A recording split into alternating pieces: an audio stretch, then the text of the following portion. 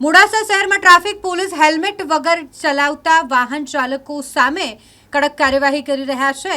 દંડનીય કાર્યવાહી કરવાની શરૂઆત કરવામાં આવી છે। ડીજીપીના આદેશ બાદ દરેક જિલ્લામાં ટ્રાફિક પોલીસ એક્ટિવ મોડમાં છે અને 1 મેથી શરૂ થયેલી આ ટ્રાફિક ડ્રાઈવ જે આગામી 31 મે સુધી ચાલવાની છે, જેમાં દરરોજ પોલીસ દ્વારા વાહન ચાલકો સામે દંડનીય કાર્યવાહી કરવામાં આવી રહી છે। આજે પણ મોડાસા શહેરની વાત કરીએ તો હેલ્મેટ વગર વાહન ચલાવતા 120 વાહન ચાલકો સામે દંડનીય કાર્યવાહી કરવામાં આવી છે, જ્યારે 4 વાહનો ડિટેઇન કરવામાં આવ્યા છે અને આ કાર્યવાહી 31 મે સુધી ચાલવાની હોય લોકોને પોતાની સુરક્ષા માટે હેલ્મેટ પહેરવા માટે ટ્રાફિક પીએસઆઈ દ્વારા અનુરોધ પણ કરવામાં આવ્યો છે।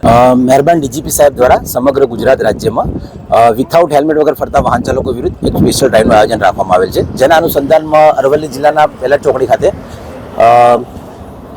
વિથઆઉટ હેલ્મેટના વાહન ચાલકો વિરુદ્ધમાં એક ડ્રાઈવ રાખવામાં આવેલ છે।